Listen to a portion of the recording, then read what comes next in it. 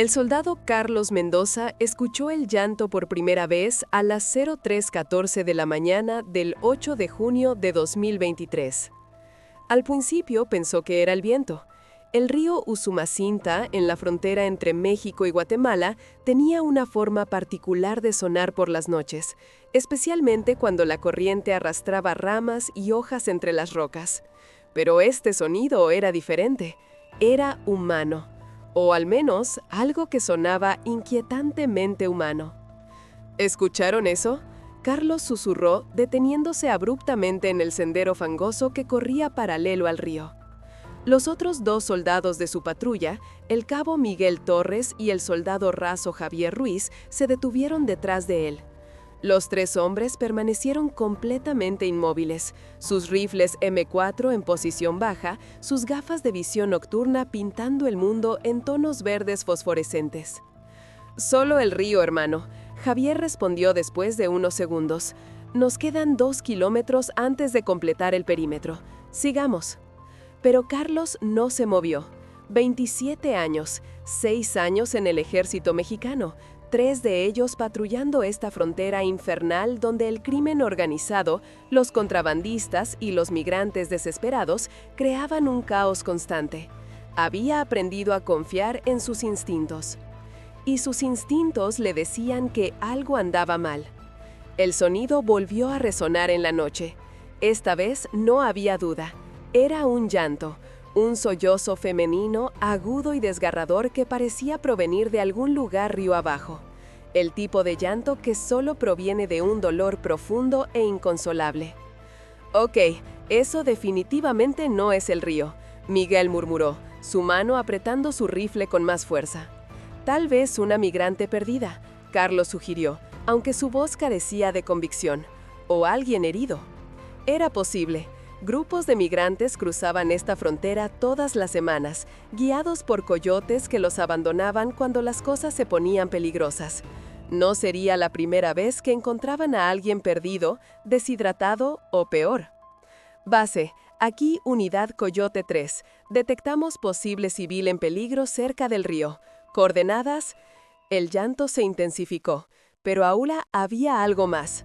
Palabras. Apenas audibles sobre el sonido del agua corriente, pero definitivamente palabras en español. «¡Ay, mis hijos! ¿Dónde están mis hijos?» Los tres soldados se miraron entre sí.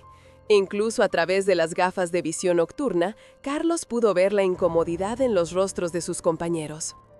«Coyote 3, aquí base. Confirma naturaleza de la situación. ¿Necesitan apoyo médico? Cambio». Carlos dudó. ¿Qué iba a decir? ¿Que habían escuchado a una mujer llorando por sus hijos en medio de la nada a las 3 de la mañana? «Negativo por ahora, base. Vamos a investigar. Mantendremos contacto por radio. Cambio y fuera». «Entendido. Procedan con precaución. Base fuera».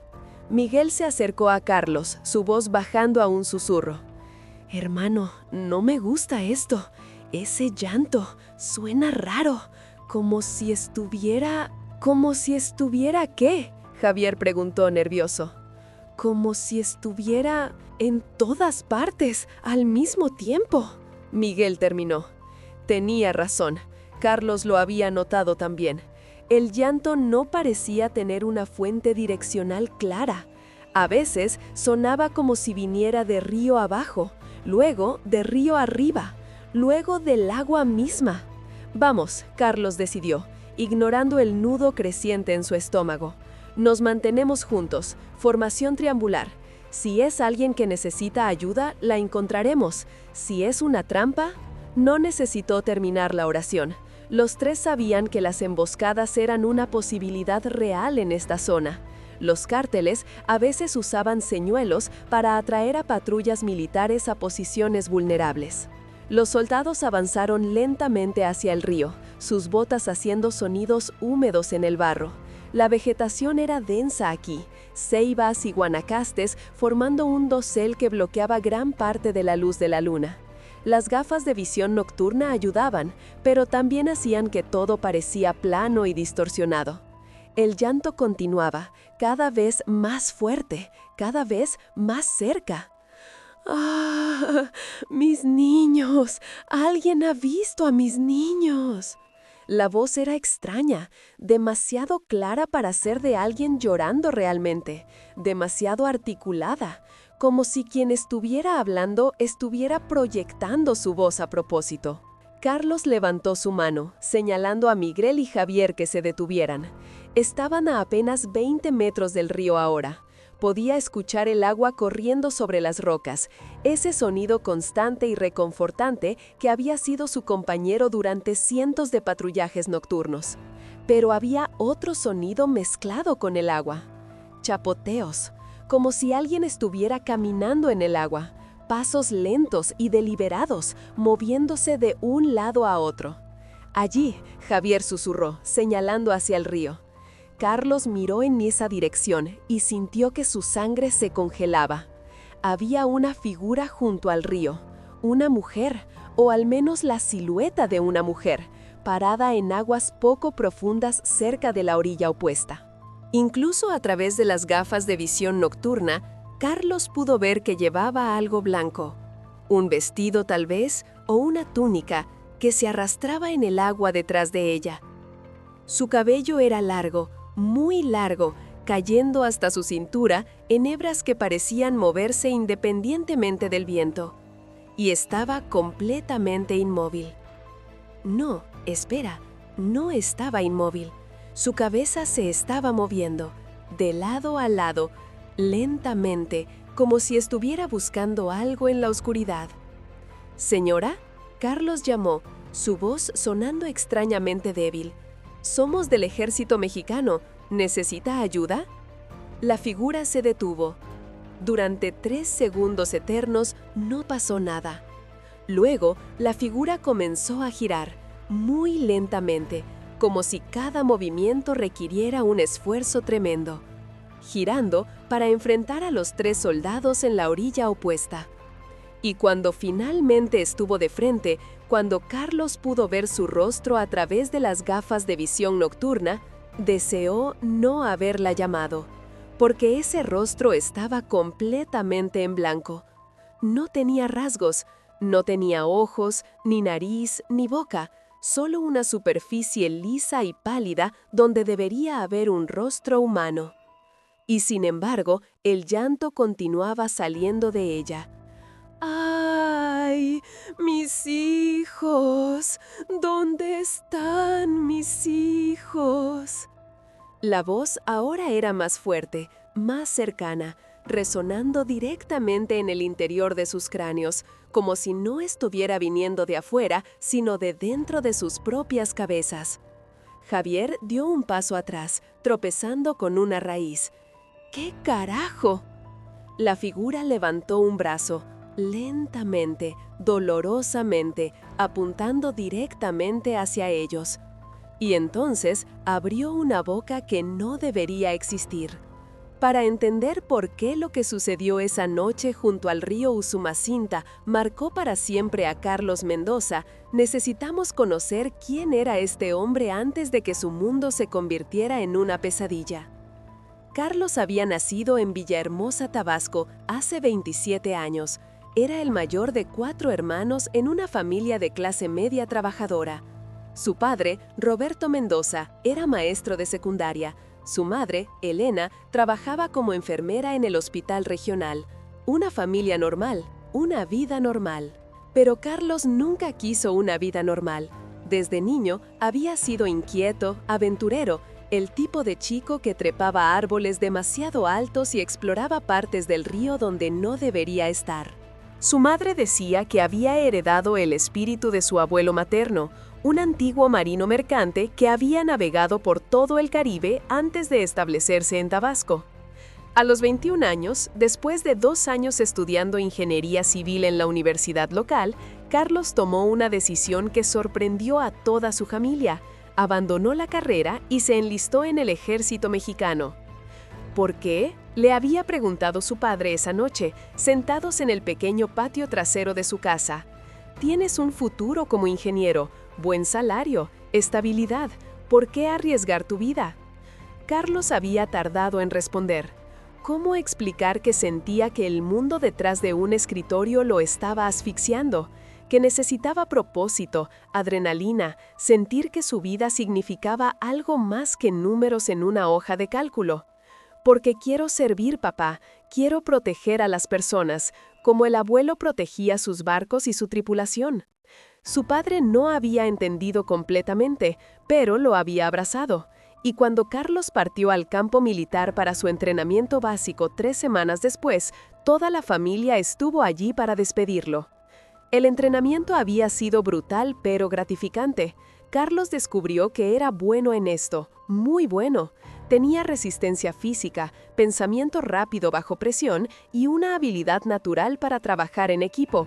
Sus instructores notaron su potencial y, después de completar el entrenamiento básico con honores, fue asignado a la 4ª Región Militar con base en Tuxtla Gutiérrez, Chiapas. Los últimos 3 años de su vida habían sido intensos. Chiapas era una de las regiones más complejas del país. La frontera con Guatemala se extendía por más de 600 kilómetros, gran parte a través de selvas densas, ríos caudalosos y terreno montañoso.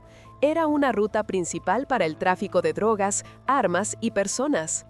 Carlos había participado en operaciones contra el crimen organizado, había interceptado convoyes de contrabandistas, había ayudado en operaciones humanitarias cuando las inundaciones devastaron comunidades rurales.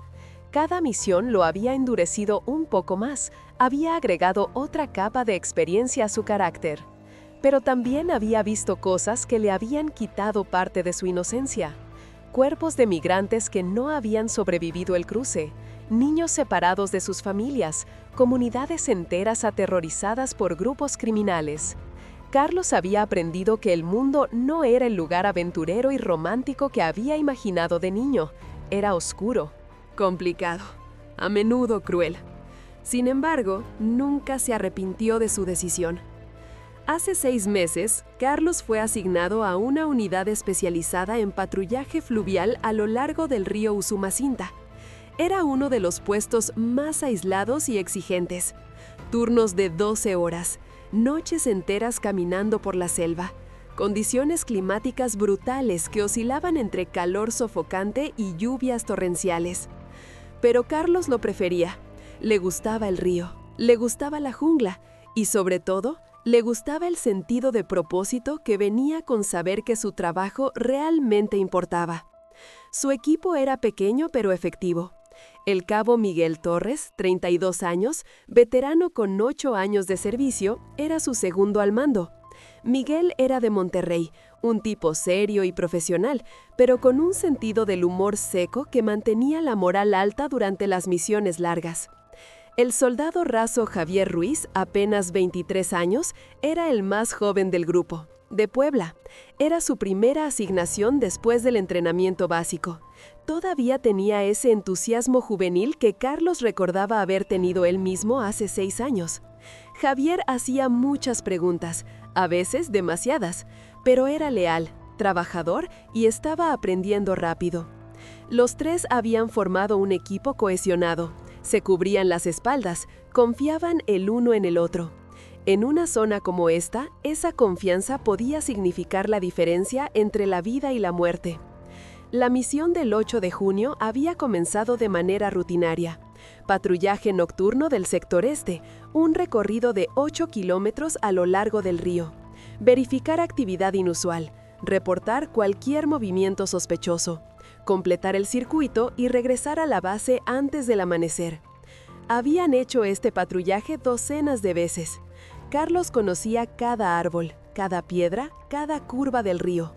Era su territorio. O al menos, eso había pensado. Carlos tenía una novia, Andrea, una bióloga que trabajaba en una reserva natural cerca de Palenque. Se habían conocido hace 2 años en un bar en Tuxtla Gutiérrez. Ella había estado celebrando el cumpleaños de una amiga. Él había estado de permiso con algunos compañeros soldados. Su primera conversación había sido sobre el río Usumacinta. Andrea estaba estudiando las poblaciones de cocodrilos en la región. Carlos patrullaba esas mismas aguas.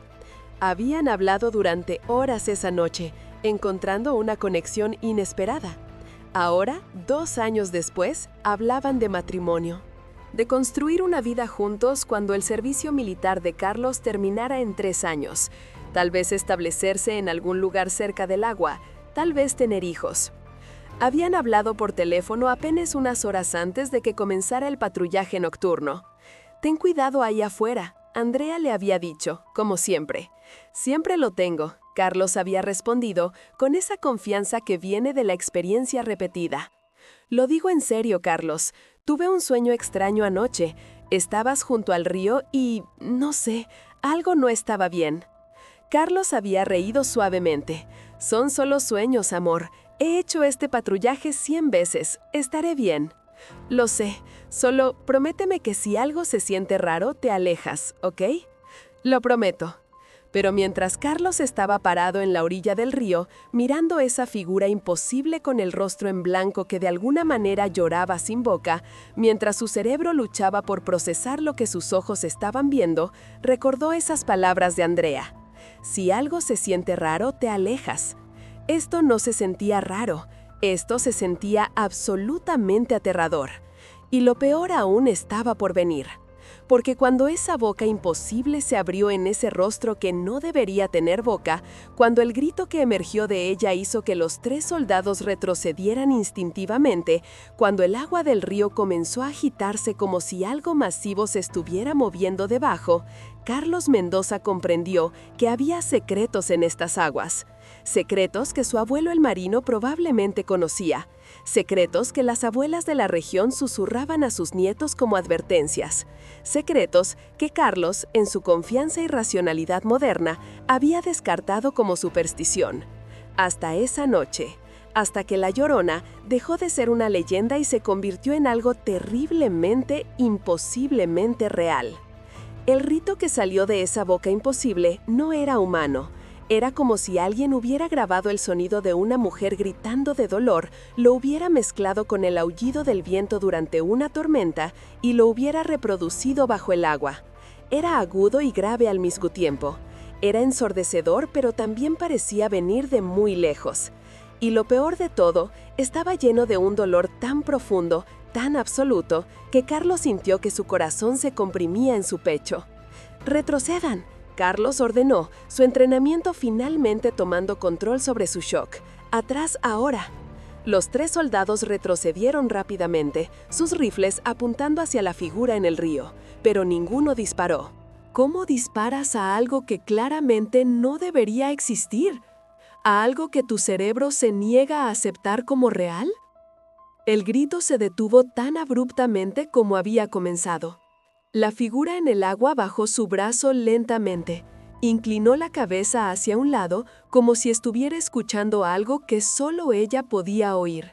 Luego comenzó a caminar hacia ellos, no a través del agua, sobre el agua. Sus pies, que Carlos ahora podía ver estaban descalzos y extrañamente pálidos, tocaban la superficie del río sin hundirse. Cada paso creaba pequeñas ondas circulares que se expandían, pero el agua la sostenía como si fuera tierra sólida. «Esto no está pasando», Javier susurró, su voz quebrándose. «Esto no puede estar pasando». «Base», Miguel gritó por la radio. «Base, aquí Coyote 3, tenemos una situación, tenemos...» ¿Qué podía decir? ¿Que había una mujer sin rostro caminando sobre el agua hacia ellos?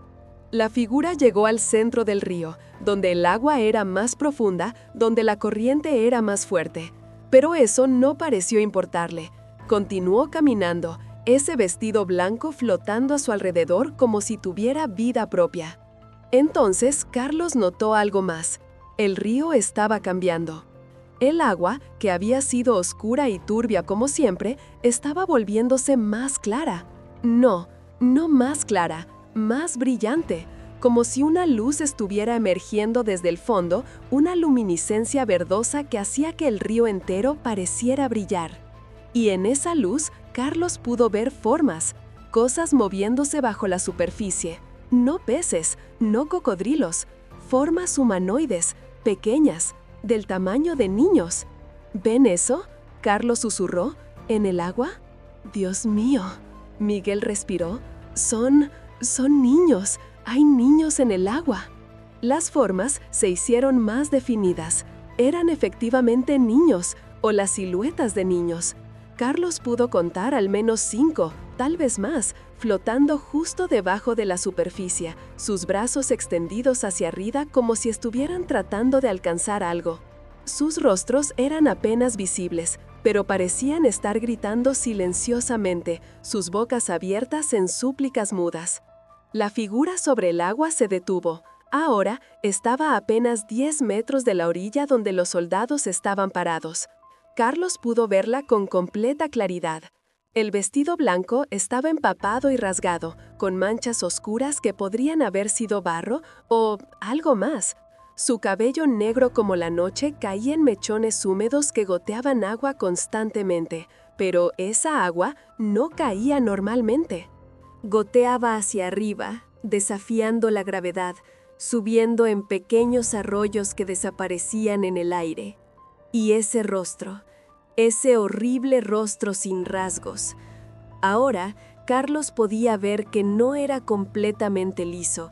Había marcas, surcos donde deberían haber estado los ojos, una hendidura donde debería haber una nariz, y esa boca que se había abierto para gritar, ahora estaba cerrada, invisible de nuevo, como si nunca hubiera existido. Luego, lentamente, cosas comenzaron a aparecer en ese rostro en blanco. Primero, los ojos, 2 huecos oscuros que se abrieron como heridas, revelando vacío absoluto. No había globos oculares, no había nada, solo oscuridad que parecía extenderse infinitamente hacia adentro.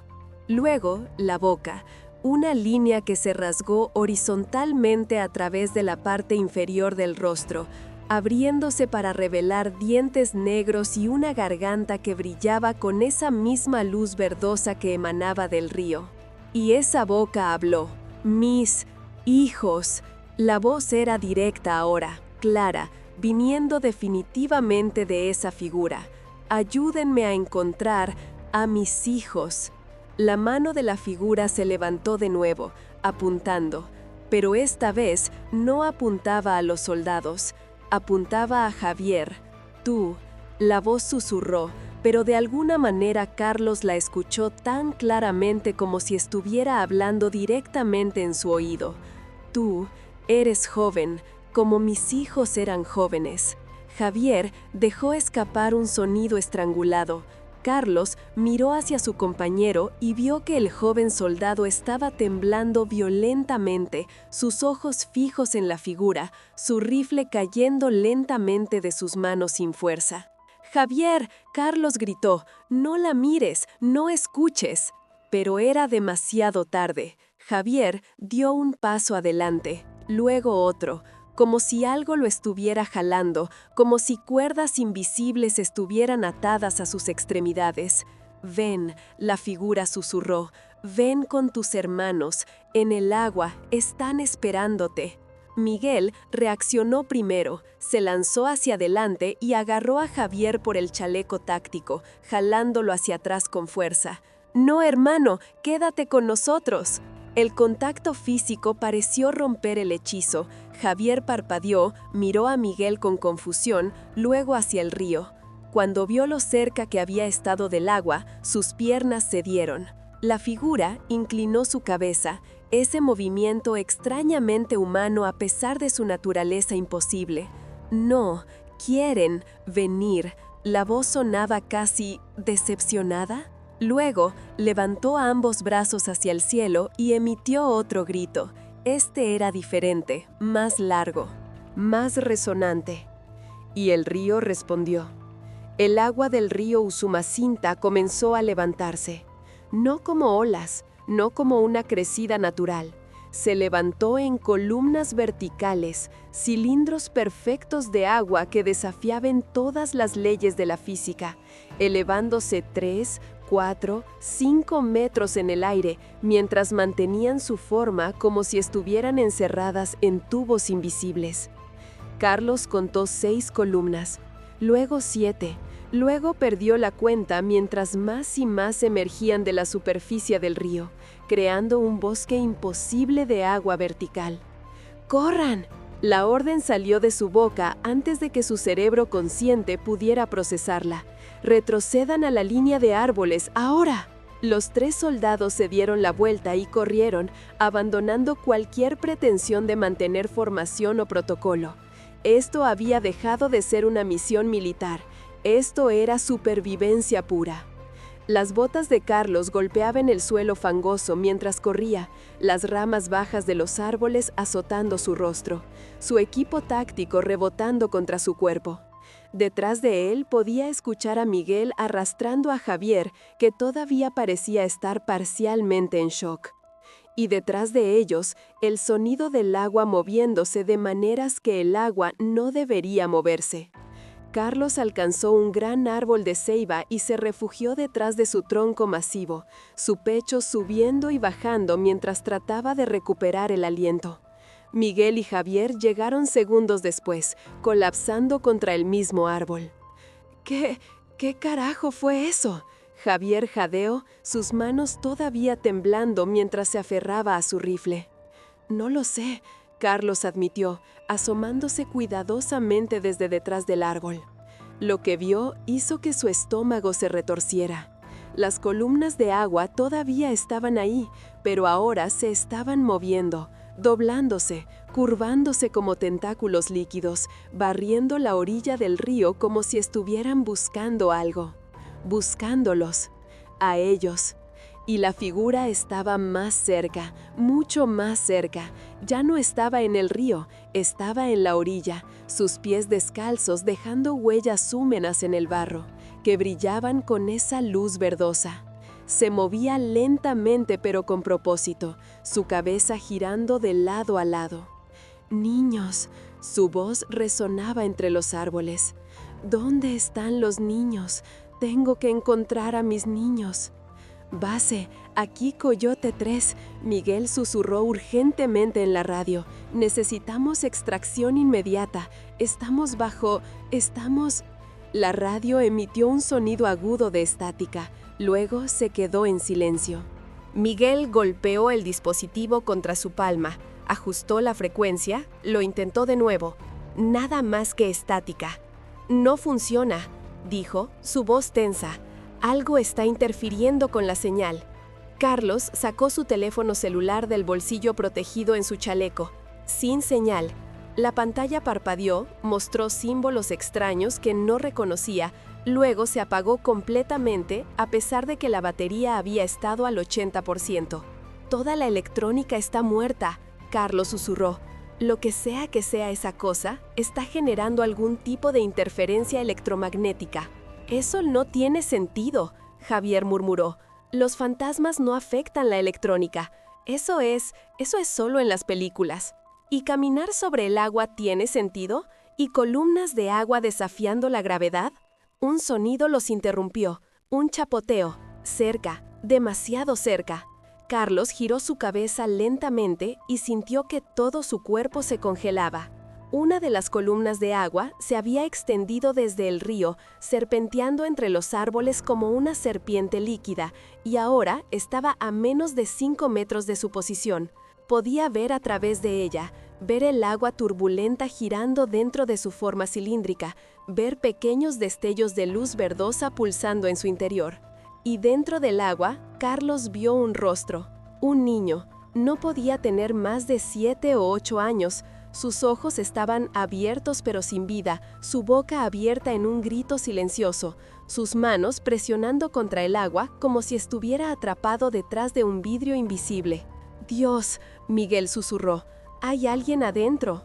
«No es alguien real», Carlos dijo, aunque su voz carecía de convicción. «No puede ser real. Es una ilusión. Tiene que ser una ilusión». Pero el niño en el agua estaba mirando directamente a ellos ahora. Sus labios se movieron, formando palabras silenciosas. Carlos no podía escuchar su voz, pero pudo leer sus labios. «Ayúdame, por favor». Javier se levantó de golpe, sus ojos fijos en el niño. «Está pidiendo ayuda. Tenemos que...». «No», Carlos lo agarró del brazo. Es una trampa, está tratando de atraernos. Pero es un niño. No lo es. Miguel intervino firmemente. Mira sus ojos, Javier. Míralos realmente. No hay vida ahí. Es como una marioneta. Algo está controlándolo. Tenía razón. Mientras Carlos observaba más cuidadosamente, notó que los movimientos del niño eran demasiado suaves, demasiado fluidos, como animación por computadora mal renderizada. Y sus ojos, aunque parecían estar mirándolos, no parpadeaban, no se movían. Estaban fijos en una dirección como ojos de muñeca. La columna de agua se retiró lentamente, llevándose al niño, desapareciendo de nuevo en el río. «Están en todas partes», Miguel susurró, señalando. Carlos miró alrededor y sintió que su esperanza se desvanecía. Había columnas de agua serpenteando entre los árboles en todas direcciones. Algunas contenían esas figuras de niños, otras estaban vacías, pero no menos amenazantes. Era como estar en un bosque viviente de depredadores líquidos.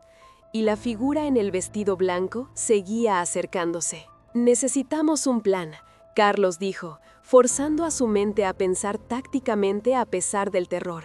«No podemos correr para siempre. Esta es su zona. Ella conoce este terreno mejor que nosotros». «¿Crees que ella es la Llorona?», Javier preguntó. «¿La leyenda? No lo sé, pero encaja. Una mujer en blanco, llorando por sus hijos, cerca del agua». Carlos hizo una pausa.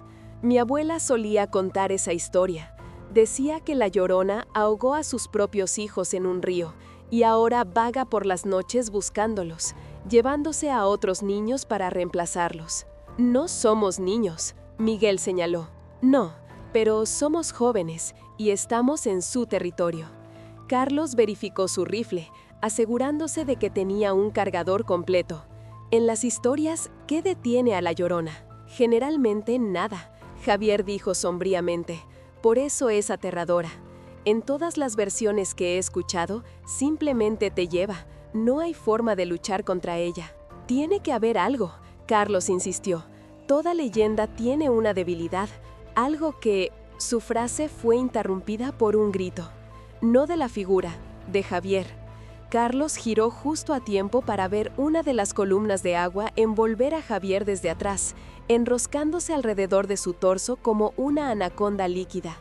El joven soldado gritó, sus manos agarrando el agua que de alguna manera era sólida al tacto, tratando de liberarse. «¡Javier!», Miguel se lanzó hacia adelante, agarrando las piernas de su compañero mientras la columna de agua intentaba arrastrar a Javier de vuelta hacia el río. Carlos se unió, ambos hombres tirando con toda su fuerza contra la atracción imposible del agua. Era como jugar tira y afloja contra una fuerza sobrenatural. El agua era fría, glacialmente fría, y donde tocaba la piel expuesta de Carlos, quemaba como hielo seco. «¡No me suelten!», Javier gritó. «¡Por favor, no me suelten!». Dentro de la columna de agua, Carlos vio más rostros apareciendo. Niños, docenas de ellos, todos con esos ojos sin vida, todos con las bocas abiertas en gritos silenciosos, y todos alcanzando hacia Javier con manos pequeñas y pálidas. «¡Disparen al agua!», Carlos gritó. «¡Tal vez se rompa!». Miguel soltó momentáneamente y sacó su pistola de servicio. Disparó 3 veces al centro de la columna de agua. Las balas atravesaron el agua sin efecto visible. Ni siquiera crearon ondas, simplemente pasaron a través como si el agua no existiera, aunque claramente existía, porque todavía estaba agarrando a Javier con fuerza férrea. La figura en blanco estaba a apenas 10 metros ahora, lo suficientemente cerca como para que Carlos pudiera escuchar su respiración, un sonido húmedo y burbujeante que no debería venir de un ser vivo. «Déjenos llevar al pequeño». Su voz era casi maternal ahora, suave y persuasiva. «Será feliz con sus nuevos hermanos, en el agua fría, donde el dolor no existe». «¡Vete al infierno!», Miguel gritó, tirando de Javier con renovada fuerza. Algo dentro de Carlos se encendió. Ira, no terror, ira pura. Esta cosa, lo que fuera, estaba tratando de llevarse a uno de sus hombres, a alguien bajo su protección, a un hermano de armas. Eso no iba a suceder. Carlos soltó a Javier, ignorando el grito de protesta del joven soldado, y sacó algo de su chaleco táctico, una granada de humo. No era mucho, no era un arma letal, pero era lo que tenía. Tiró del pasador, contó hasta 2 y la lanzó directamente al rostro de la figura en blanco. La granada explotó en una nube de humo naranja densa, envolviendo a la figura completamente. Por un momento, nada pasó. Luego, la figura gritó. No era su grito anterior, este era diferente, agudo, lleno de sorpresa y ¿dolor? La columna de agua que sostenía a Javier se aflojó inmediatamente, retrocediendo rápidamente hacia el río. Javier cayó al suelo, tosiendo y temblando. ¡Corran! Carlos no esperó para ver qué pasaba después. ¡Ahora! Los 3 soldados corrieron, esta vez con un objetivo claro. Carlos conocía este sector. A 200 metros al norte había una pequeña elevación rocosa, terreno alto, lejos del río, tal vez lejos del alcance de esa cosa. Corrieron como si sus vidas dependieran de ello, porque probablemente así era. Detrás de ellos, Carlos podía escuchar el agua retorciéndose, el grito continuo de la figura y algo más. Un sonido como 1000 voces susurrando al mismo tiempo.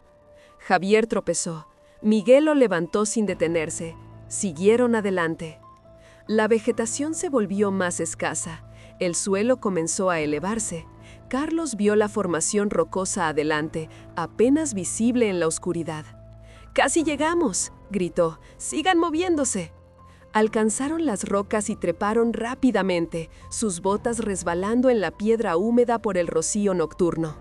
En menos de 1 minuto estaban en la cima, una plataforma elevada a unos 8 metros sobre el nivel del suelo, con vista al río a unos 100 metros de distancia.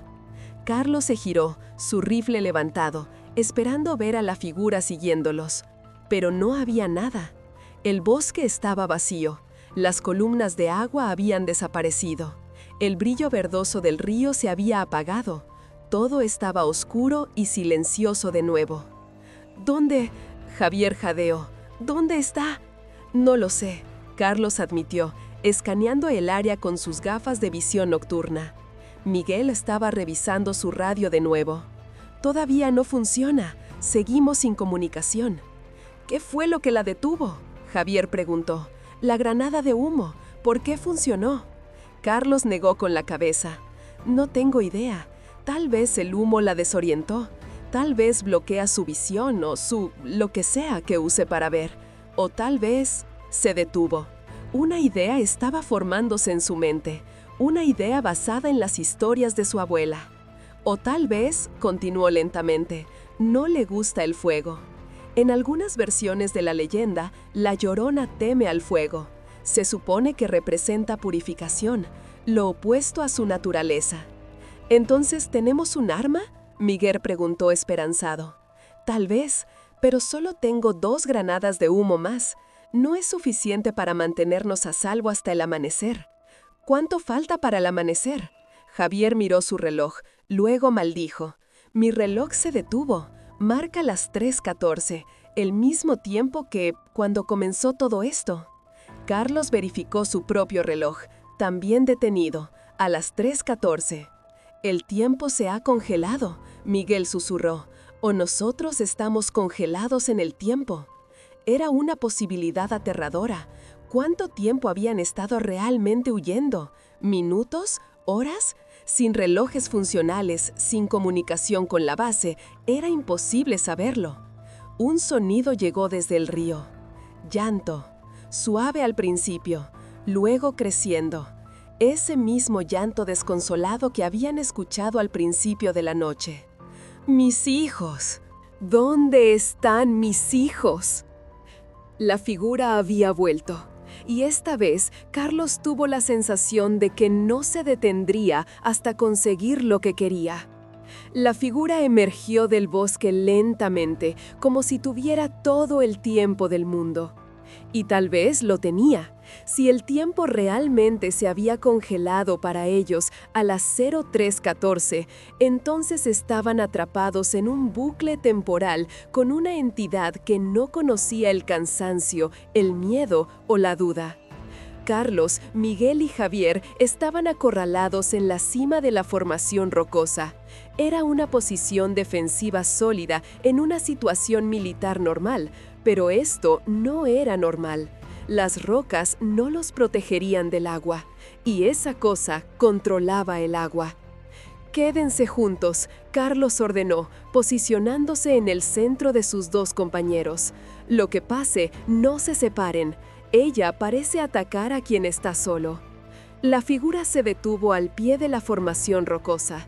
Desde esta altura, Carlos podía verla completamente.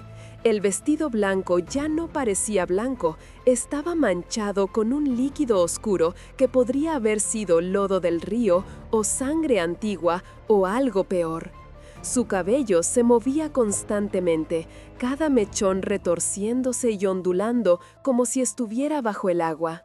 Y su rostro, esos huecos oscuros donde deberían estar los ojos, parecían más profundos ahora, como si pudiera caer dentro de ellos y seguir cayendo para siempre.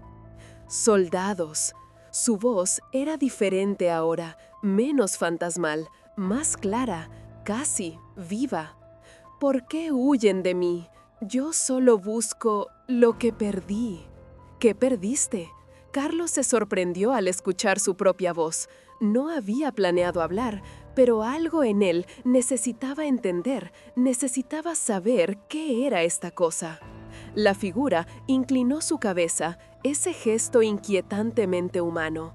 Mis bebés, mis 3 hermosos bebés, los llevé al río. Una noche, cuando la luna estaba llena, como esta noche.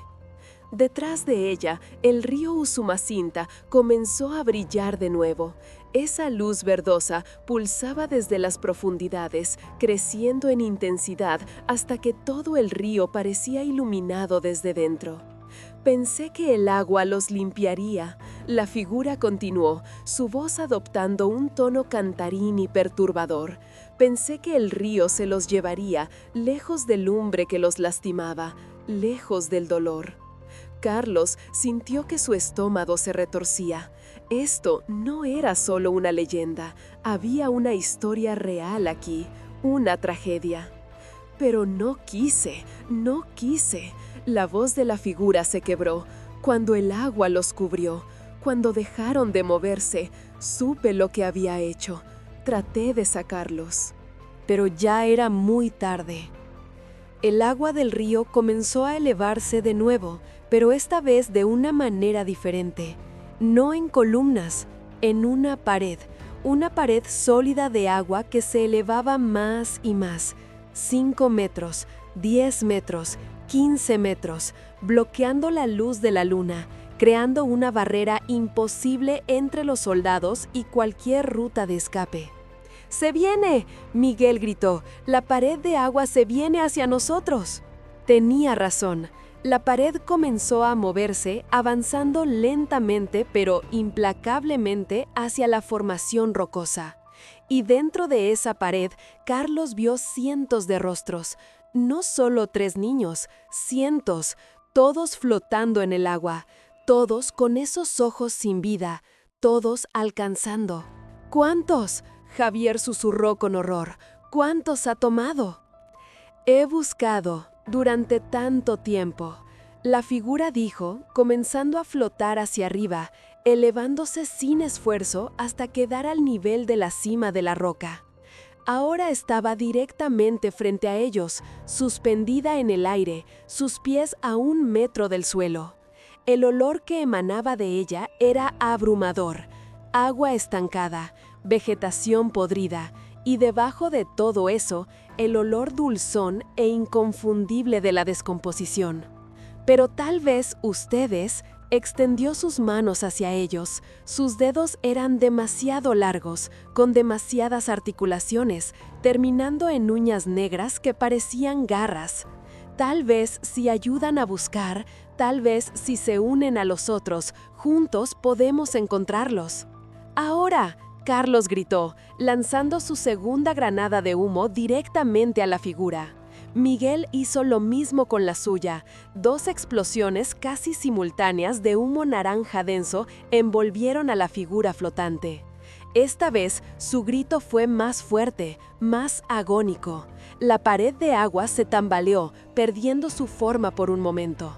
¡La tercera!, Carlos le gritó a Javier. ¡Úsala! Javier, con manos temblorosas, activó su única granada de humo y la arrojó directamente al centro de la nube naranja. El efecto fue inmediato y dramático. La figura cayó del aire, golpeando las rocas con un impacto sorprendentemente sólido para algo que parecía estar hecho de niebla y agua. La pared de agua colapsó, regresando al río en una cascada masiva que sacudió el suelo. Los rostros de los niños se disolvieron en espuma blanca. Pero la figura no desapareció. Se levantó lentamente, temblorosamente, como algo que había estado muerto durante mucho tiempo y había olvidado cómo moverse. El humo naranja se arremolinaba a su alrededor, adhiriéndose a su forma como una segunda piel. Y por primera vez, Carlos vio su verdadero rostro. No era en blanco, nunca había sido en blanco, estaba cubierto de algo, una sustancia viscosa y translúcida que había ocultado sus rasgos, y ahora, con el humo quemando esa capa, Carlos pudo ver lo que había debajo. Una mujer, joven, tal vez de 30 años cuando murió. Su rostro estaba hinchado por días o semanas en el agua. Su piel era del color de los peces muertos. Sus ojos, cuando finalmente se abrieron detrás de esos párpados hinchados, eran completamente blancos, sin iris ni pupilas. Pero lo más horrible era su expresión.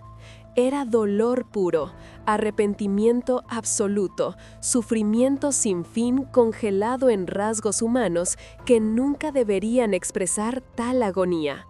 Por favor, su voz ahora era apenas un susurro áspero. Por favor, déjenme descansar, déjenme encontrarlos. No podemos, Carlos dijo sintiendo algo que no esperaba, compasión, a pesar del terror, a pesar del peligro.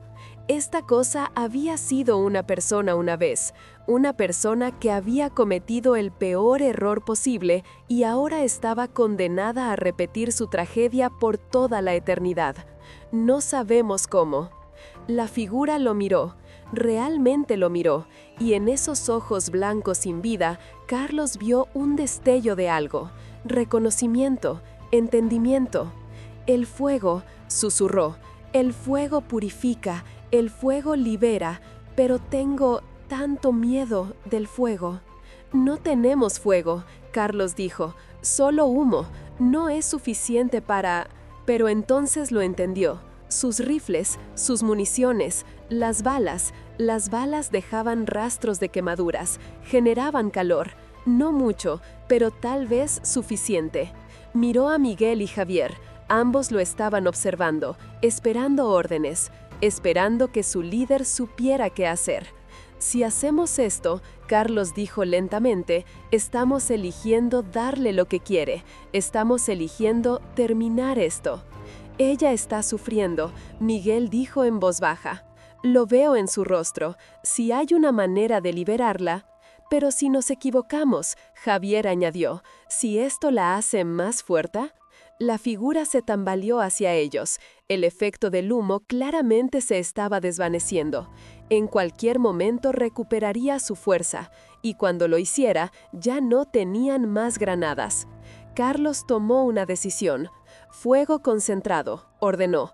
Apunten al centro de masa, ráfagas cortas. En 3, 2, 1. Los 3 rifles dispararon al unísono. Las balas impactaron a la figura desde 3 ángulos diferentes, atravesando su cuerpo con sonidos húmedos. Pero no era sangre lo que salpicaba, era agua, esa agua verdosa brillante. Y donde las balas habían pasado, dejaban rastros de humo.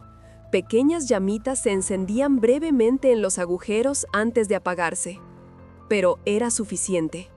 La figura abrió su boca, más ancha de lo que ninguna boca humana debería abrirse, y emitió un sonido que era parte grito, parte suspiro de alivio. Luego comenzó a brillar, no con luz verdosa, con luz blanca, pura, cálida, como si el sol estuviera saliendo desde dentro de ella. Las manchas oscuras en su vestido se desvanecieron, su cabello dejó de retorcerse, su rostro hinchado comenzó a cambiar, los rasgos distorsionados por la muerte suavizándose en algo que podría haber sido hermoso una vez. Gracias. Su voz era clara ahora, humana, aliviada. Finalmente, puedo verlos. Extendió sus brazos, pero ya no hacia los soldados, hacia el río, y del agua, 3 formas pequeñas comenzaron a emerger, niños. Estos no eran las sombras sin vida que habían visto antes. Estos tenían color en sus rostros, vida en sus ojos, estaban sonriendo. «Mamá». El más pequeño, un niño de quizás 5 años, dijo, «Te estábamos esperando». La figura, la mujer, se arrodilló con los brazos abiertos. Los 3 niños corrieron hacia ella, y cuando la alcanzaron, cuando sus pequeños cuerpos la abrazaron, toda la escena comenzó a disolverse en luz. La mujer miró a Carlos una última vez. Sus ojos ahora tenían color, marrones, cálidos, humanos. «Gracias, soldado, por liberarnos a todos nosotros». Y desapareció. La luz se desvaneció, el brillo del río se apagó, el mundo volvió a la normalidad. Y los relojes de los 3 soldados comenzaron a funcionar de nuevo, saltando de 03:14 a 0:15. El tiempo se había reanudado. Los 3 soldados permanecieron en silencio durante casi 5 minutos completos. Nadie habló, nadie se movió. Solo se quedaron allí en la cima de esa formación rocosa, mirando el río que ahora fluía tranquilamente bajo la luz de la luna, como si nada extraordinario hubiera sucedido. Fue Javier quien finalmente rompió el silencio. «¿Acabamos de matar a un fantasma?» «No lo matamos», Carlos dijo en voz baja. «La liberamos. Creo que eso fue lo que hicimos». La radio en el chaleco de Miguel crepitó repentinamente con vida. «Coyote, ¿crees? Aquí base». «No hemos tenido comunicación en los últimos 43 minutos. Reporten su estado. Cambio». 43 minutos. Habían perdido casi 3/4 de hora, pero para ellos había parecido mucho más. Horas tal vez. Una eternidad. «Base, aquí Coyote 3», Miguel respondió, su voz notablemente más estable de lo que Carlos esperaba. Estamos bien. Experimentamos interferencia en las comunicaciones. Ahora todo funciona normal. Cambio. Copiado. ¿Requieren asistencia? Cambio». Miguel miró a Carlos, quien negó con la cabeza. «Negativo, base. Continuamos con patrullaje. Coyote 3 fuera». Descendieron de la formación rocosa lentamente, cada hombre perdido en sus propios pensamientos. Cuando llegaron al nivel del suelo, Carlos se encontró caminando hacia el río, hacia el lugar exacto donde la figura había estado parada. No había huellas. No había evidencia de que algo inusual hubiera ocurrido. Solo barro normal y agua corriente. Excepto, Carlos se arrodilló, iluminando algo con su linterna táctica. Un objeto pequeño, medio enterrado en el barro húmedo. Lo recogió cuidadosamente. Era un juguete. Un pequeño caballo de madera tallado a mano, del tipo que los artesanos locales hacían hace décadas. Estaba deteriorado, manchado por años en el agua, pero aún reconocible. «¿Qué es eso?», Javier preguntó. «Evidencia», Carlos dijo simplemente, guardando el juguete en un bolsillo con cierre, «de que algo realmente pasó aquí».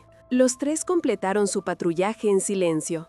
Cuando regresaron a la base justo antes del amanecer, reportaron una noche tranquila, sin incidentes. Nadie cuestionó su historia. Nadie notó el cansancio en sus ojos o la manera en que Javier se estremecía cada vez que escuchaba agua corriente. Pero Carlos necesitaba respuestas. 3 días después, durante su tiempo libre, condujo al pueblo más cercano al río, un pequeño asentamiento llamado San Antonio del Río. Era el tipo de lugar que aparecía en los mapas, pero que la mayoría de la gente no sabía que existía. 50 casas, una iglesia, una tienda general. Encontró lo que buscaba en la iglesia. Padre Sebastián Montoya, 74 años, había sido el párroco de San Antonio durante los últimos 40 años. Cuando Carlos le mostró el juguete de madera, los ojos del anciano sacerdote se llenaron de lágrimas. «Dios mío», susurró, «¿dónde encontraste esto?» «Cerca del río, donde el Usumacinta hace esa curva en forma de S». Carlos dudó. «Padre, necesito que me cuentes sobre La Llorona». El padre Montoya suspiró profundamente y los guió a su pequeña oficina detrás del altar. Las paredes estaban cubiertas de fotografías antiguas, documentos históricos y registros parroquiales que databan de más de un siglo. Su nombre era María Elena Cortés, el padre comenzó, sacando un libro de registros polvoriento. Vivía en este pueblo en 1978. Tenía 3 hijos, 3 hermosos niños, pero su esposo era un hombre violento, alcoholizado. Los golpeaba a ella y a los niños regularmente. Carlos sintió que su estómago se hundía mientras escuchaba. Una noche de junio, hace 45 años, María Elena decidió que no podía más. En su mente quebrada por el dolor y el miedo, creyó que la única manera de salvar a sus hijos del abuso era llevarlos al río. Pensó que Dios los recibiría en el cielo, que estarían mejor allí que sufriendo en este mundo cruel. El padre sacó una fotografía descolorida. Mostraba a una mujer joven con 3 niños pequeños. Estaban sonriendo, pero Carlos pudo ver la tristeza en los ojos de la mujer. Los ahogó a los 3. El padre continuó, su voz quebrándose. Luego, cuando se dio cuenta de lo que había hecho, trató de suicidarse en el mismo río. Su cuerpo fue encontrado 2 días después, río abajo. Los cuerpos de los niños nunca fueron recuperados. Y desde entonces, Carlos comenzó. Desde entonces, la gente del pueblo la ve, siempre cerca del río, siempre buscando a sus hijos, siempre llorando. El padre miró directamente a Carlos, pero usted ya lo sabe, ¿verdad? ¿Usted la vio? No era una pregunta. Carlos asintió lentamente. La vimos y creo que la ayudamos a encontrar lo que buscaba. El padre Montoya cerró los ojos y rezó en silencio por un momento. Luego, durante 45 años he rezado por el alma de María Elena. He rogado que encuentre paz. Si usted realmente la ayudó, entonces Dios lo ha usado como su instrumento. Carlos dejó el juguete de madera con el padre, quien prometió incluirlo en un pequeño memorial para María Elena y sus hijos. Cuando Carlos salía de la iglesia, el padre lo llamó. «Soldado, una cosa más. María Elena no fue la primera, ¿sabe?» Carlos se detuvo en seco. «¿Qué quiere decir?» La leyenda de La Llorona es mucho más antigua que 1978, mucho más antigua que este pueblo. Hay registros coloniales que mencionan a una mujer en blanco llorando junto a los ríos, buscando a sus hijos perdidos.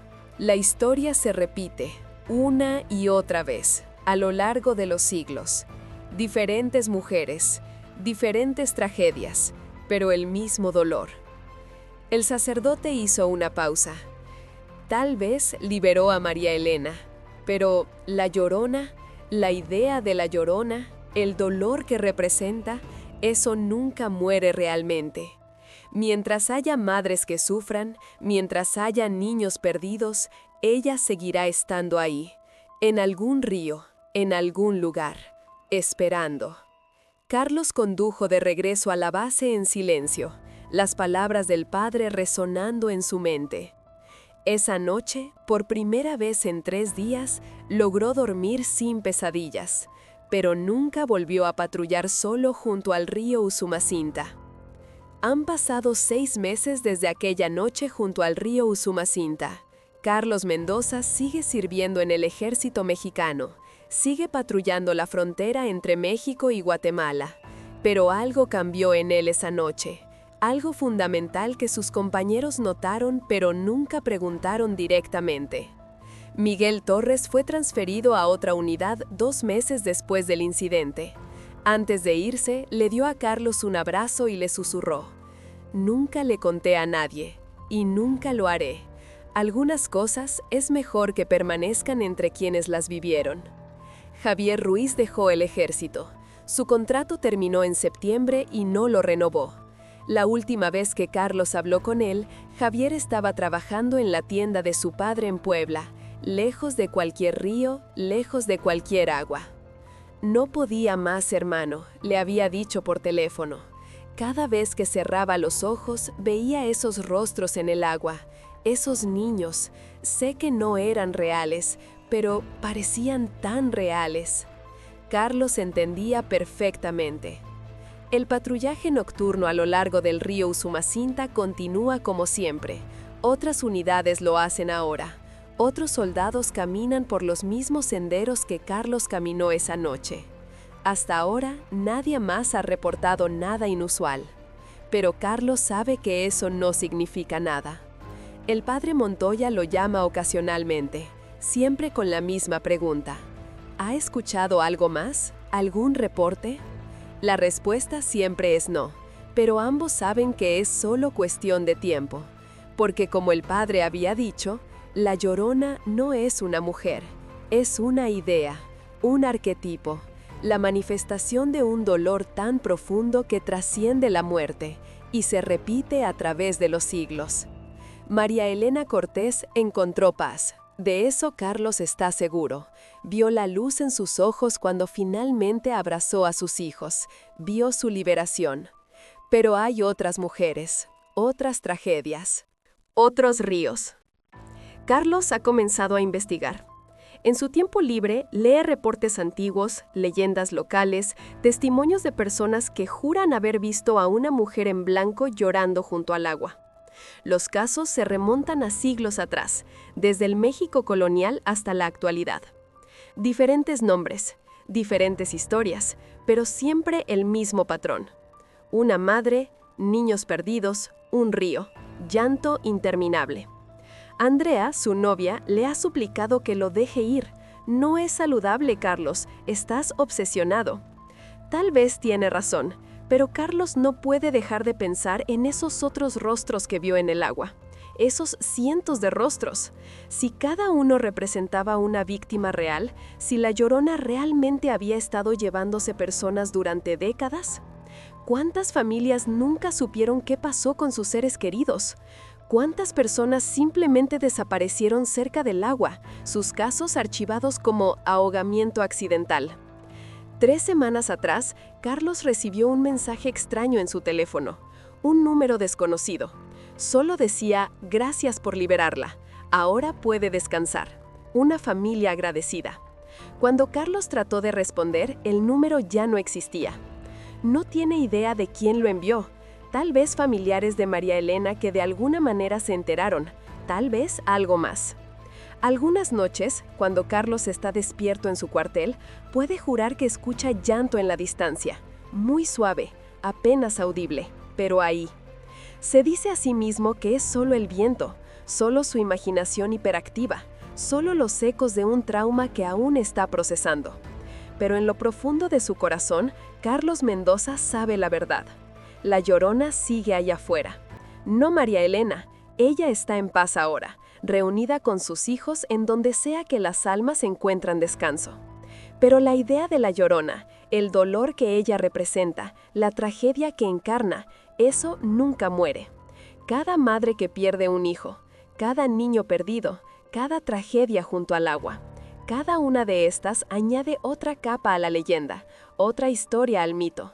Otro testimonio de que algunos dolores son tan profundos que trascienden nuestra comprensión del mundo natural. Carlos todavía patrulla la frontera, todavía protege a su país, todavía cumple con su deber, pero ahora lo hace con un entendimiento diferente. El mundo es más grande de lo que los libros de texto enseñan, más extraño de lo que la ciencia puede explicar. Y hay algunas verdades que solo aquellos que las han vivido pueden realmente comprender. Por las noches, cuando camina junto al agua, Carlos toca el bolsillo donde alguna vez guardó ese juguete de madera. Ya no está ahí, por supuesto. Está en la iglesia, en el memorial. Pero a veces, en las noches más oscuras, cuando la luna se refleja en el río Usumacinta y el viento sopla a través de los árboles de ceiba, Carlos juraría que puede escuchar una voz en la distancia, no llorando, cantando, una canción de cuna, suave, dulce, maternal, como si en algún lugar, finalmente, una madre hubiera encontrado a sus hijos y estuviera cantándolos para dormir, por toda la eternidad. Esta es la historia real del soldado Carlos Mendoza y María Elena Cortés. Pero La Llorona sigue llorando en otros ríos. Si has escuchado su llanto cerca del agua o conoces una historia similar en tu región, déjala en los comentarios.